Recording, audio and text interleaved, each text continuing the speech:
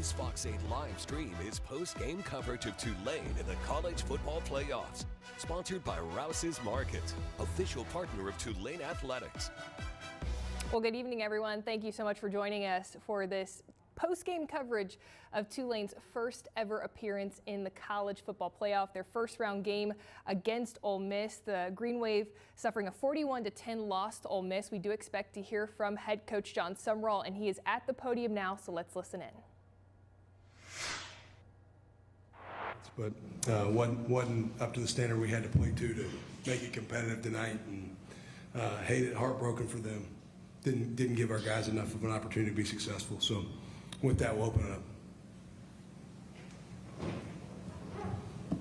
Ole Miss has a really good offense anyway, but the first 5 plays were really, really bad. Yeah. Did you feel like, guys, the moment, or what did you feel like happened? Yeah, the first play was an access throw to a wide receiver. Just don't make a tackle, big gain. I mean, first drive was 3 plays, 75 yards. And we looked a little slow on the perimeter, kind of similar to the first time we played this bunch. And so they're very talented. Hats off to them. They made plays. We didn't make plays. And, you know, some of that was because of them. Some of that was we didn't do a very good job. But, yes, the first 2 drives, it's like you blink and you look up and you're like, it's 14-0. Then we settled in and played pretty good football at times, defensively.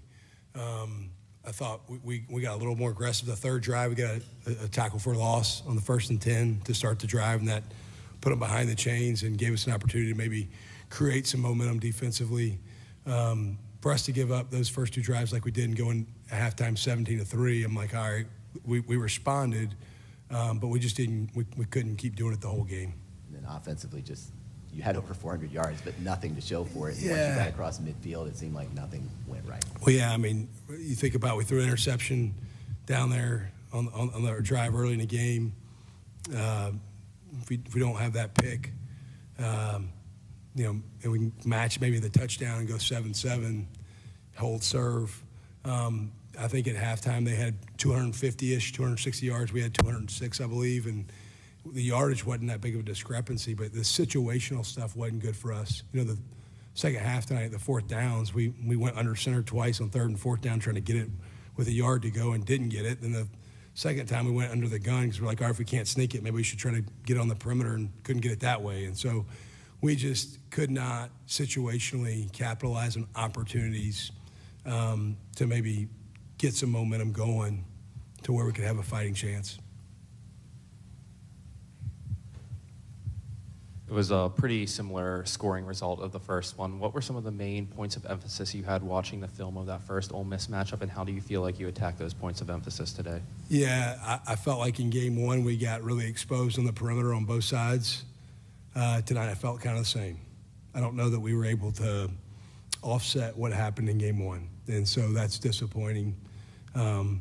Some of it was early in the game. I don't think we were playing maybe as aggressive as we needed to just go make plays. We were playing a little bit passive, I felt like, and we looked a little slow. You know, and some of that could be because they're fast. So, you know, it could be a little bit of both. But the biggest thing I saw that was an issue for us was in game 1 was still the issue in game 2. And then we can't turn the ball over like we did. You know, you can't beat a team like this turning the football over the way we did. And so, you know, you had the interception, we had a fumble, like just things that you can't do and win a game like this.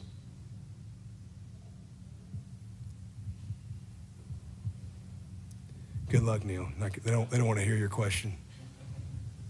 John, what did you tell? Obviously, a very emotional scene out there with a couple of those guys who put their, you know, blood, sweat, and tears into this team. What did you kind of tell them in the locker room after this one?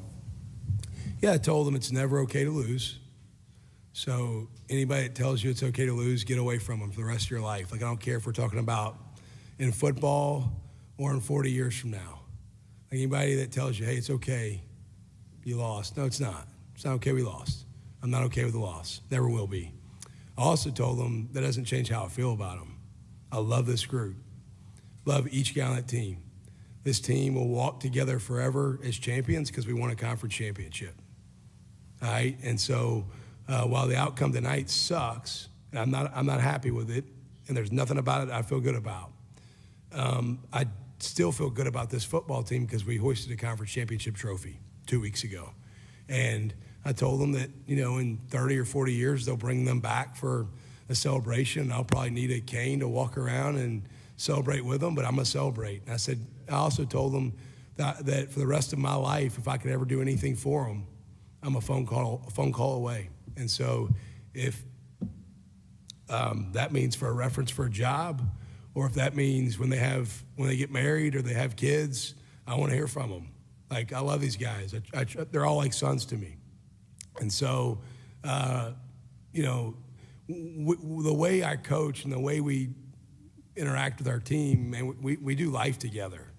Like, these guys, I know their stories, and I want to know the rest of their lives. I want to be a part of like what they're doing and follow them. And so, I told them I loved them, and that regardless of what was next for each and every one of them, whatever they needed from me, I would be there to support them any way I could.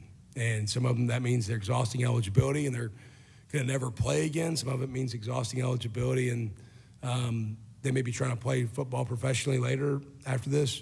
Some of them are freshmen. And I said, guys, I can't wait to watch what y'all do next.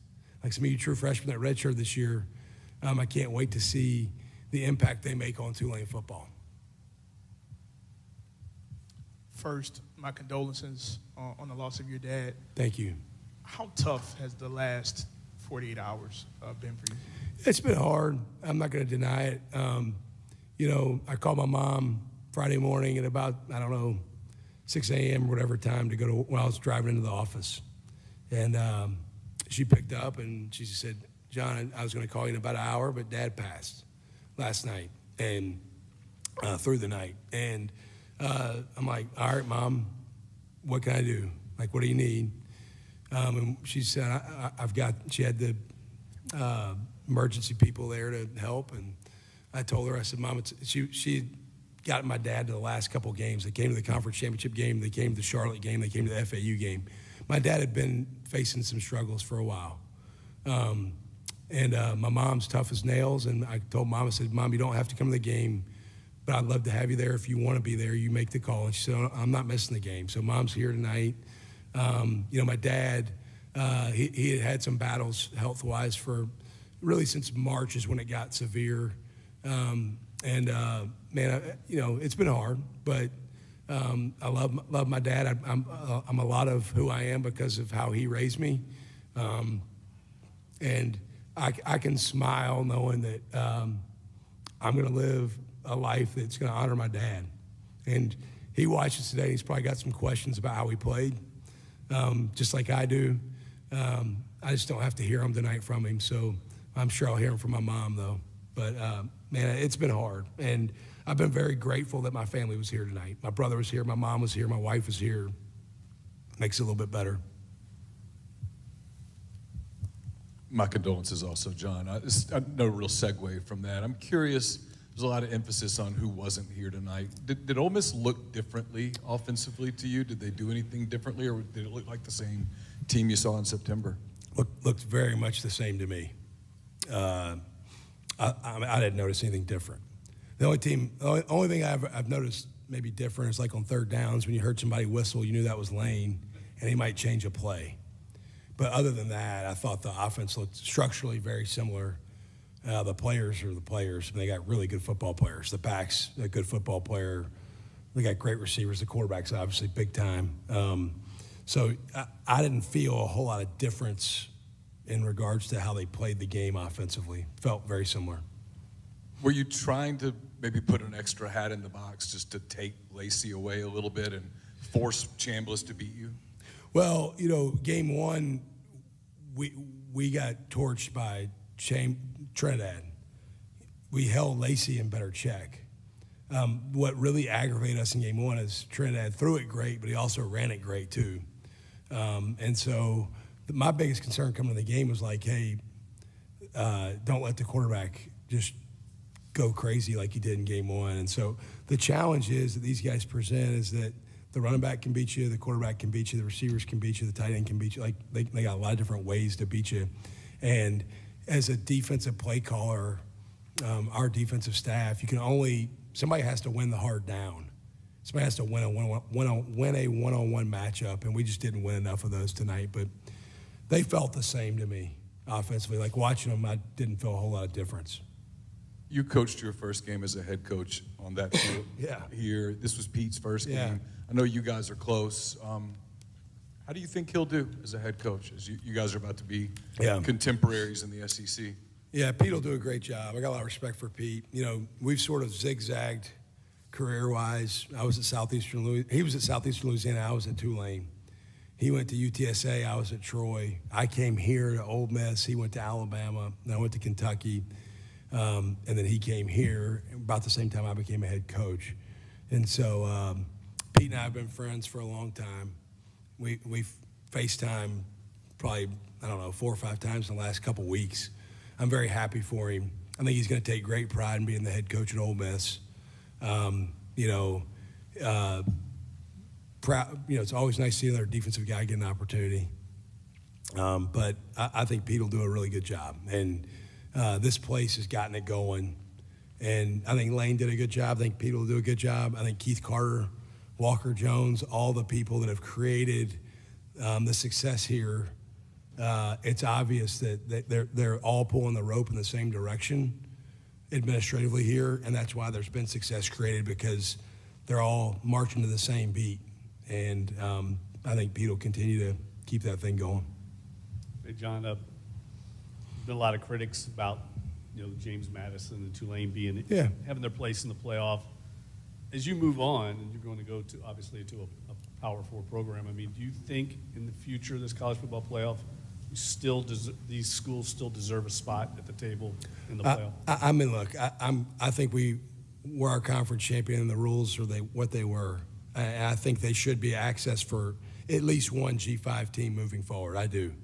I think you should have given the American champion an opportunity before the ACC champion this year, because we beat the ACC champion. So, like, Duke won the ACC championship. We beat them. So I do understand the gripe by how we played tonight. We didn't help maybe the critics of that, but I do think there should at least be one G5 representative.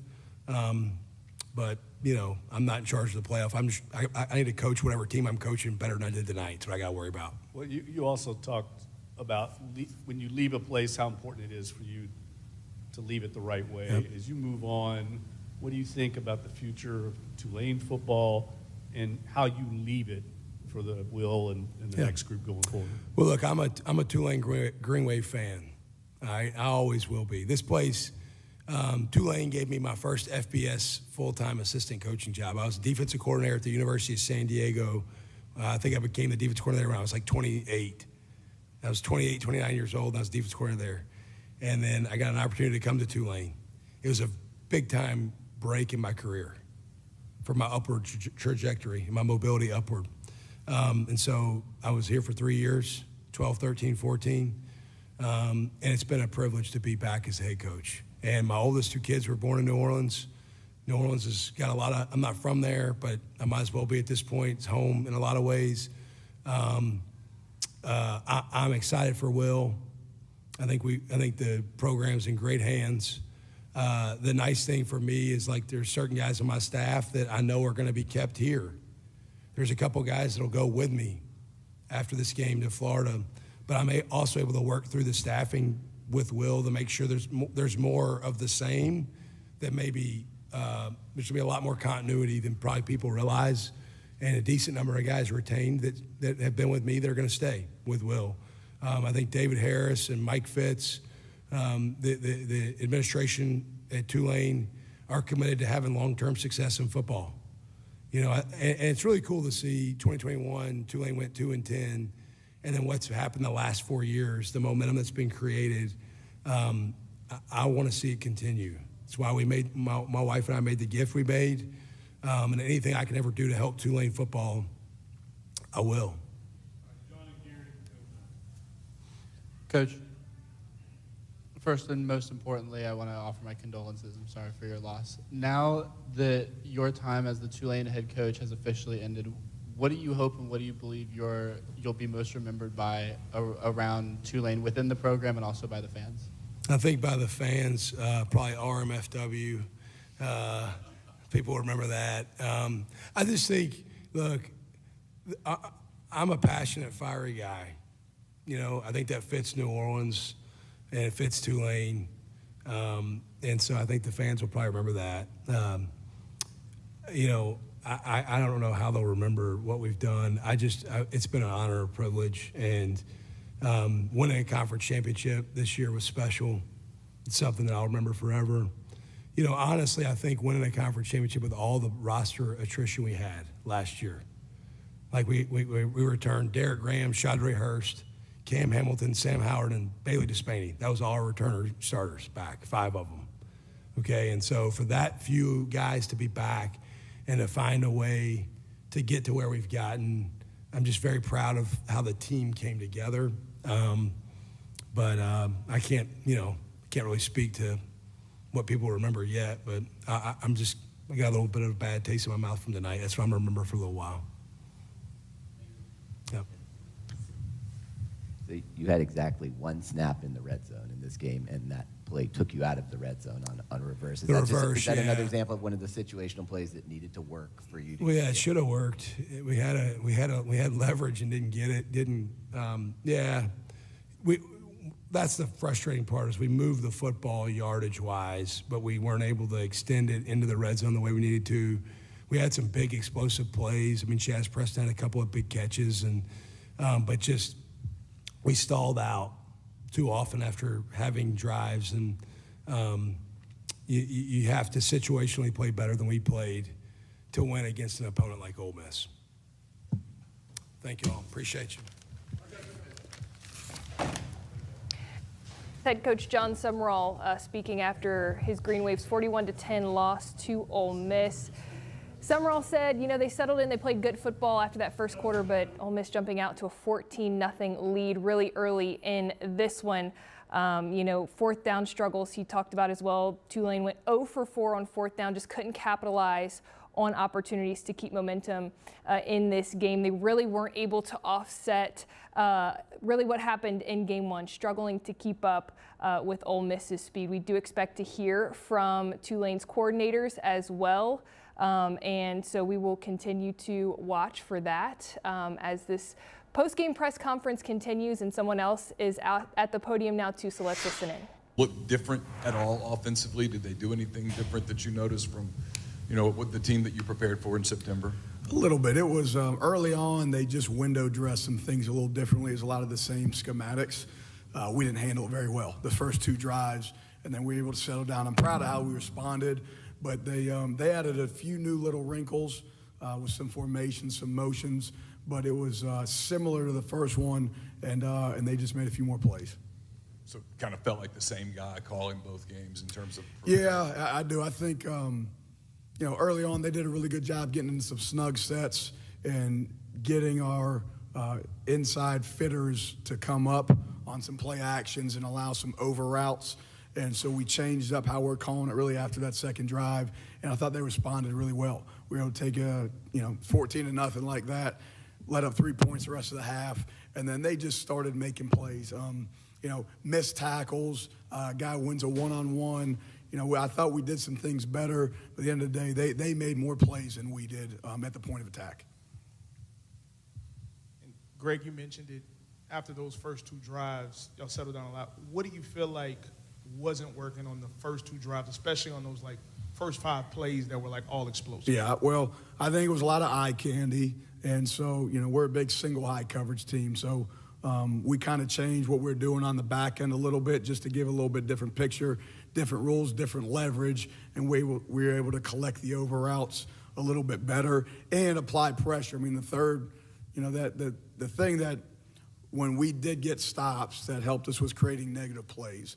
And so that first play of the third drive, we were able to bring pressure, get a sack, and all of a sudden it's 2nd and 17, and then we're on track and we get off the field. So we got to make the plays that present themselves. When we play in a really good team, you have to have answers, and we had some, but they had some as well. And so it was back and forth for a little bit, and then they made more plays at the point of attack than we did as the game progressed. And then Joe, y'all were able to move the ball a lot, but when it got deep downfield, no matter if it was turnovers or a negative play, what do you feel like didn't allow you to be able to score for most of this game? The first drive was indicative of our whole game, really. I mean, we go right down the field. We stayed on our opening script after converting a couple third downs, which was big for us. We stayed on script, and the play called for, to go to one-on-one to the X out of an FIB formation. We ran the back out. Safety flew off the roof. We had one-on-one, and we just didn't execute there. And then just, critical moments, right? We talked about it in the first game. We didn't do very well on third down the first game. We had a critical MA in the first game in the red area. And I just think in those critical moments, we just didn't make the plays that presented themselves. I didn't call a great game either. I mean, it's not all on the players. I got to do a better job.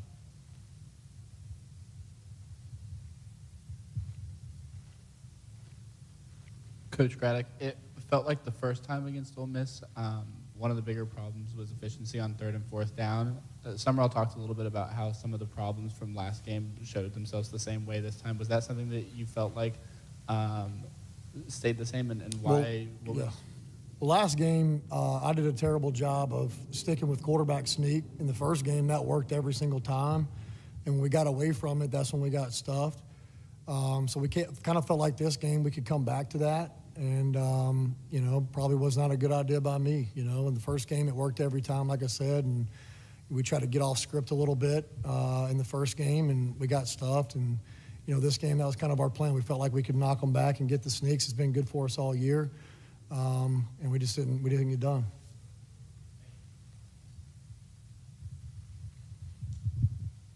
For either or both coaches, obviously the last 48 hours has been tough for Coach Summerall. How much did the team try to rally around him? And did you notice any difference in his focus, obviously, with losing his dad?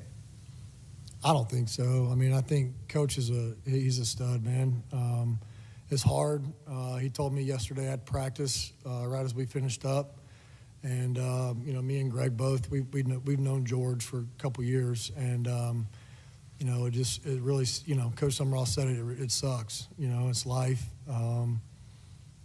It's hard. But I think our players were going to play hard for Coach either way.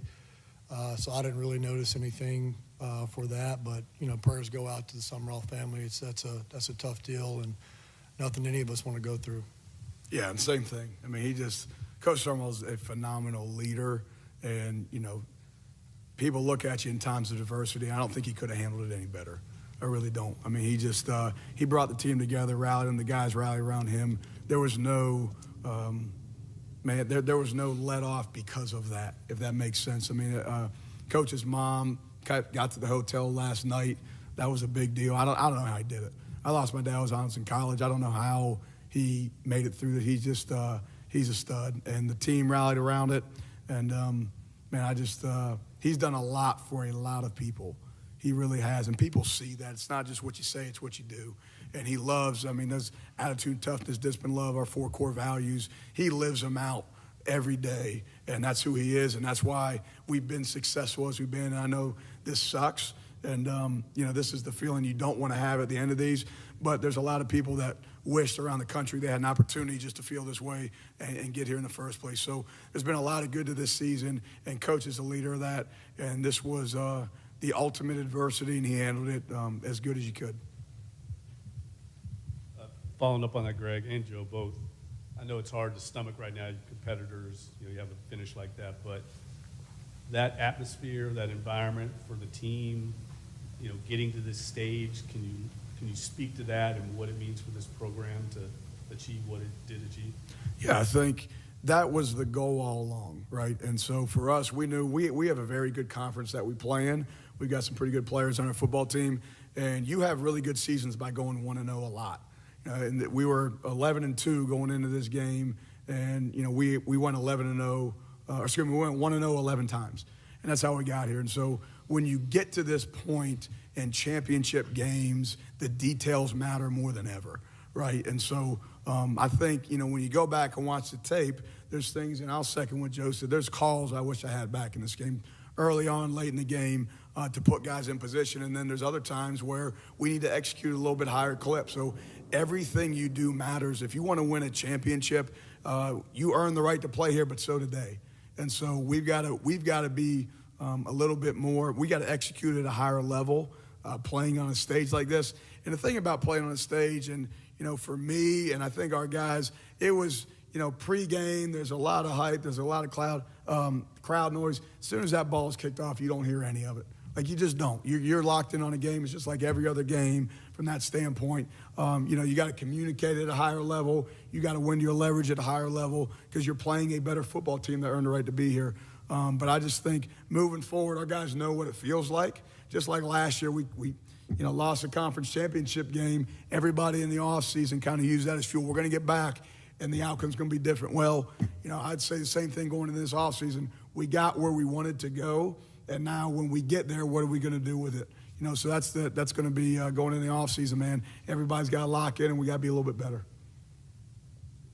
Yeah, I mean, Greg just said a lot of the things I was thinking, from the disappointment to end last year at Army, and for our guys to work the way they have all year, to mature the way they have all year, to win one-score games, to come together. There's a lot of hurt people in that locker room right now because they love each other.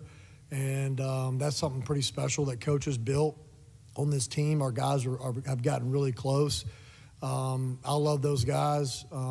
It's really hard to look at some of them knowing that, it might be the last time they ever played college football or, football in general, and maybe the last time I get to coach them. So really difficult right now, but it's great for the program to be able to play in that environment on that stage. And I think that, our guys will come back in the offseason, like Greg just said, and work extremely hard to get back. Greg, now that Sam Howard's season's officially done, can you just talk a little bit about what he's meant to this team over the year and to you? Yeah, he's the heartbeat of this team, and I think it's just a good reminder to everybody, man. That's what you recruit. You recruit warriors that are going to hold everybody at the highest level. We always talk about when you bring someone in this locker room, that's what you're encouraging, that behavior, and you want to bring in force multipliers, guys that aren't just good at what they do. They make everybody else around them better, coaches included. Sam is just – I can't say enough about him. I know he hears this all the time. We talk about it all the time. He is the ultimate leader, ultimate competitor, and he's somebody you want your kids to grow up to be like one day. He's as good as it gets. He's the last one off the plane every time, clean up. He's the last one off the bus. He's the last one out of the locker room. He leads in a lot of different ways, and that's what you want to give yourself a chance to win in life, to win in football. You want guys that are going to attack everything they do because everything matters. And his the best moments of his life, he hadn't hit them yet. They're coming down the road, and I'm just looking forward to keeping up with him and helping him through his journey.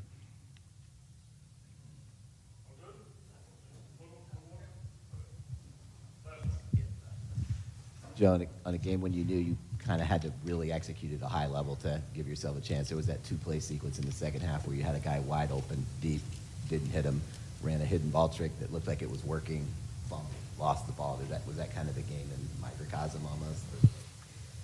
Yeah, I mean, I just think, our guys played extremely hard. They gave it all they had. Just came up short, and I got to call better plays. Execution's got to be better, all that thing. But I just think that when it mattered the most, I didn't call a good enough game, and I've got to be better there. Yep. Appreciate y'all. Appreciate it. All right, that was offensive coordinator Joe Craddock and defensive coordinator Greg Gasparato putting this game into perspective. Again, Tulane's first ever appearance at the college football playoff. This game, now the Rebels move on to face Georgia, but we will hear from a couple Tulane players. Jake Retzloff, the quarterback, and linebacker Sam Howard are at the podium now, so let's listen in to their conversation.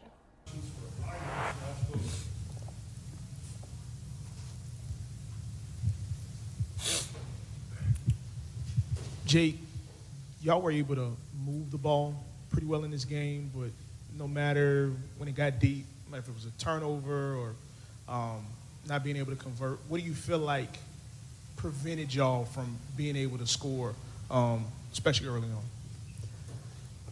Yeah, it's obviously a really good defense. We played there tonight. Like you said, we moved it pretty well throughout the field. It's kind of like got deja vu-ish for us because we kind of had those issues earlier in the year. But it's a really good defense. We got to execute better. It starts with me. I mean, I got to be better. But I guess that's all I can say about that. Sam, was there anything that surprised your defense on those first two drives? And then after that, how were you kind of able to adjust to really keep them out of the end zone for the remainder of the first half? First and foremost, I appreciate all you guys for having me up here once again. But, yeah, the first two drives, I think we just had to settle down. I think, emotions were high, and we just didn't execute at a high level. And once we settled down, I think we kind of found the floor of the game and started executing better and started creating havoc plays. And like you say, it's a momentum game. And once we started making plays, I think the offense fed off of it. So, yeah, we just got to find a way to be more consistent with that and start faster, I would say.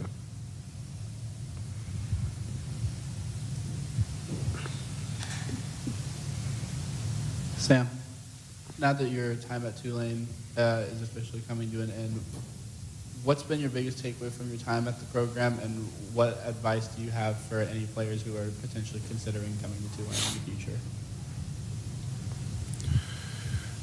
Tulane has been one of the highlights of my life so far.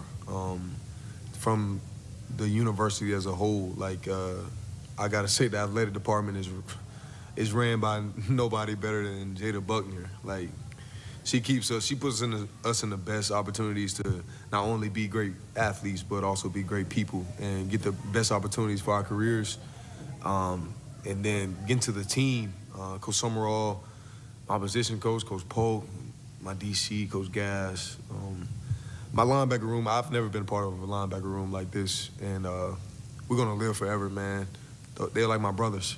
All these guys, Jake's like my brother. We just met in August, but I feel like we've been together forever because this team is that special. And like I said, this team is gonna live forever just because we've learned to grow together. We learned to hold each other accountable and learn to love each other. So I'm just grateful, man, to be at Tulane. And if anybody that's considering coming to Tulane, you're gonna get the same thing, man. People that's gonna love you, a community, a whole community that's gonna love you. Not just your coaches, not just your training staff, but people all outside the building, gonna love you. And there's no better place to be than Tulane. And I'm not sure if you were in the room yet for Coach Gass's comments about you, but he mentioned that he's incredibly excited to see what you do in the future, and that he feels incredibly confident that your best days are ahead of you and whatever you choose to end up pursuing in life. What does it mean to you to have that kind of praise, not just from your defensive coordinator, but consistently coming from anybody who speaks about you around the program? I appreciate it, man. But it's not what I do, man. It's not about me. It's what God's trying to do through me, what he's trying to do through me, because I'm not good enough to do it on my own. Like I said to the guys earlier, we're nothing without Christ, man. So just being able to hear that from my coach, at least I know that I'm doing something right, that I'm moving in the right direction in my life.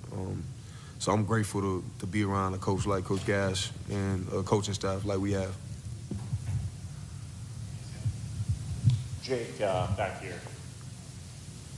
Obviously, we've talked about your story a lot of coming in late, having to learn everything and whatnot, but it's clear this program means a lot to you. We saw you obviously emotional on the field after the game. What does it mean to you that you got to come here and help this team kind of make history? Yeah, I think that, and Sam can attest to this, I imagine, is I've never been the favorite in a lot of situations, whether it's recruiting. I was a 0-star kid out of high school, a 3-star kid out of junior college, and I developed these incredible relationships, go to BYU, and then get to come here, and it's just been an unbelievable blessing. Just the people here, the way they took a chance on me so late when could have easily said no, they said, yeah, bring it on. guys like Sam Howard just embracing me, everybody in the program, the way they've embraced me.